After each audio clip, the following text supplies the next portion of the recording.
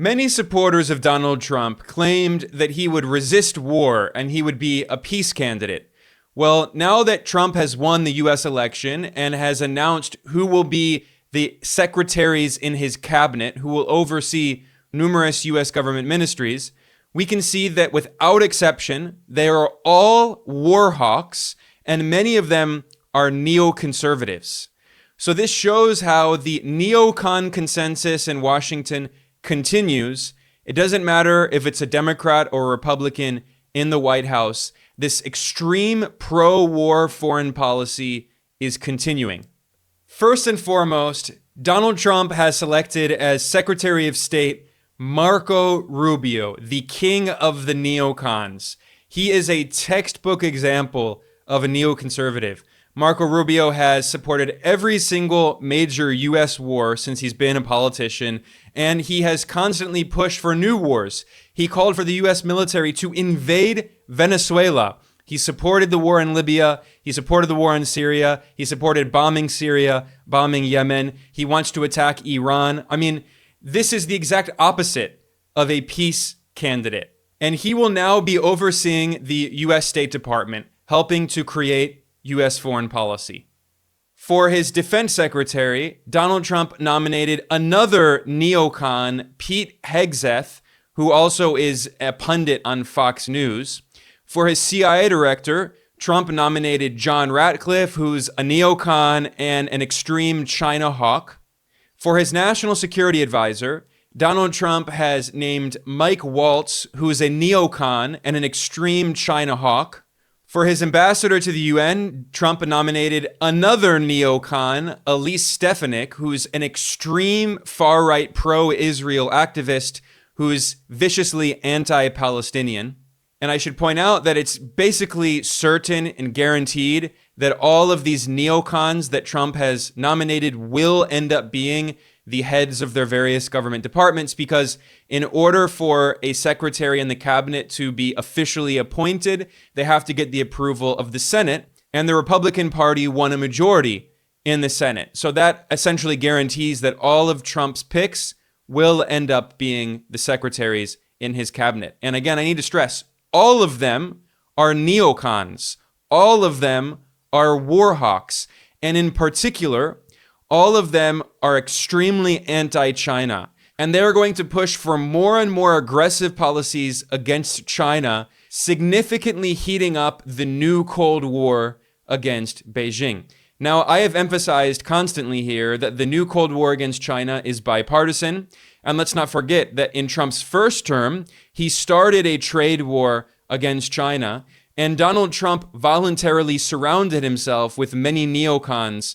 His Secretary of State and former CIA director was Mike Pompeo, a neocon. His national security advisor was John Bolton, another neocon and one of the architects of the Iraq War. And they carried out an extremely aggressive policy against China. Mike Pompeo basically called for overthrowing the Chinese government. And even though Pompeo and Bolton are not coming back in Trump's second term, because Trump considers them disloyal because they publicly criticized him, it's not because Trump is against the neocons. On the contrary, he's replaced Bolton and Pompeo with people who have the exact same neoconservative politics. Mike Waltz, John Ratcliffe, Marco Rubio, they agree with Bolton and Pompeo on basically everything.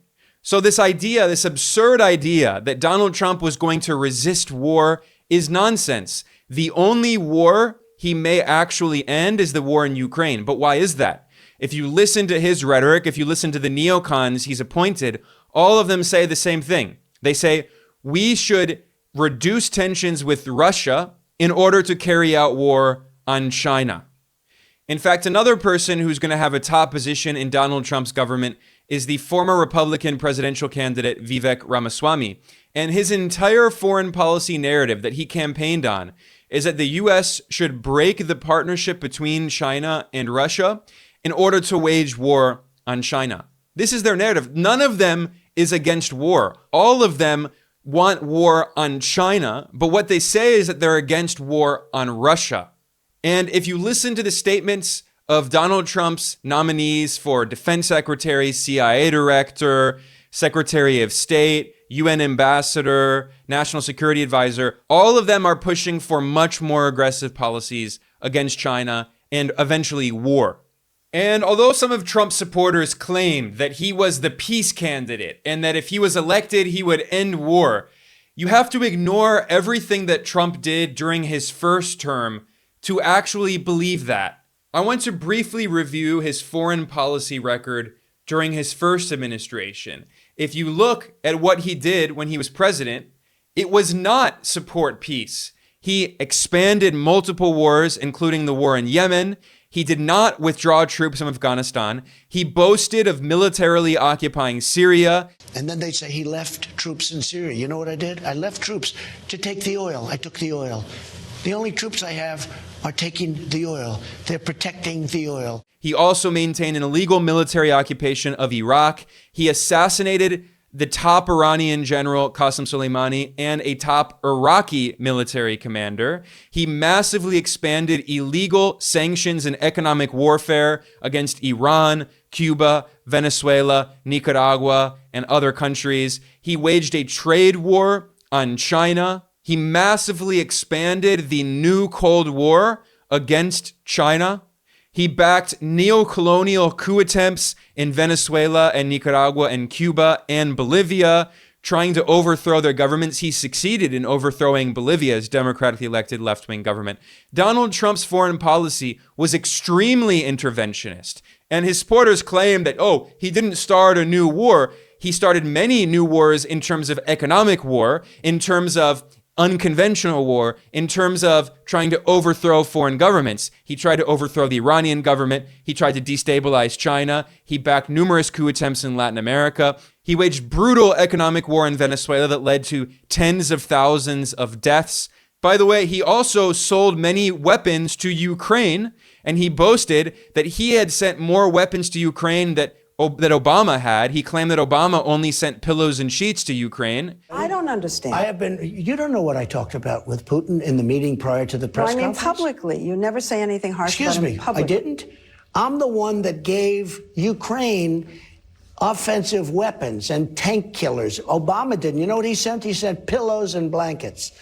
And Donald Trump also tore up two different arms deals that the U.S. had previously signed with Russia, which is what made the proxy war in Ukraine much more likely. So Donald Trump in his first term was already a warmongering president, like Obama, like Biden and Harris. I mean, this is completely bipartisan. It's not like Trump is unique. But the point to emphasize is that Donald Trump is not an alternative. His populist rhetoric, claiming he's going to end the wars, is just cynical rhetoric to try to get votes. And it worked. A lot of people believed it, but it was false. Look at the people Donald Trump has surrounded himself. They are all mouth-foaming war hawks. And another part of this neoconservative foreign policy that we're going to see under Trump is targeting Latin America, trying to reassert colonial control over Latin America in the name of countering China. And Trump's defense secretary nominee, Pete Hegseth, complained that, quote, China is now cozying up to Latin America, end quote. So the Trump administration is going to try to find ways to destabilize independent governments in Latin America that have close relations to China through organizing coup attempts. This is especially the case now that we know that Marco Rubio is going to be Trump's Secretary of State overseeing the State Department. Rubio is a textbook neocon. He basically shares the exact same worldview as John Bolton and Mike Pompeo, and he has obediently supported every single war. Not only supporting every war, but pushing for more and more war. In fact, back in 2019, when Trump was carrying out a coup attempt against Venezuela's government, Marco Rubio went even further, and he asked Trump to invade Venezuela. He said that he wanted a U.S. military invasion to overthrow Venezuela's independent leftist government. Marco Rubio is a neo-colonialist, and they're following the exact same ideology of John Bolton. In fact, in 2020, John Bolton published a book called The Room Where It Happened, where he discussed his experience as Donald Trump's national security advisor.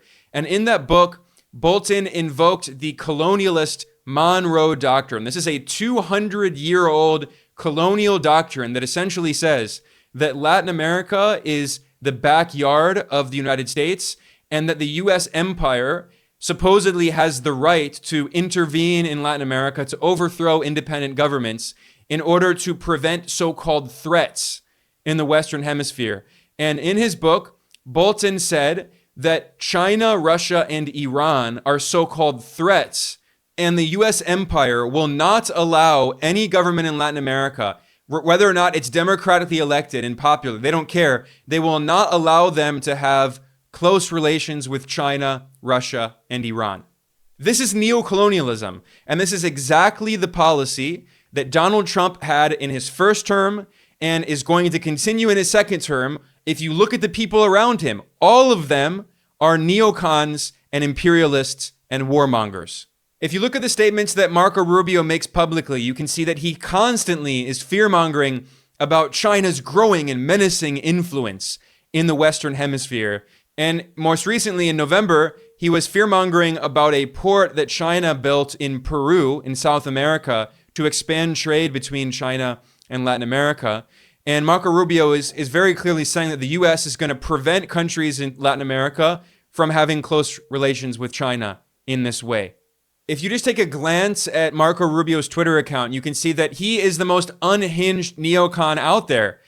He's constantly tweeting, condemning Cuba, Nicaragua, China, Russia, Iran, North Korea. I mean, this is the exact same foreign policy of John Bolton and George Bush. And Donald Trump has surrounded himself with these Bush-era neocons once again, just as he did in his first administration.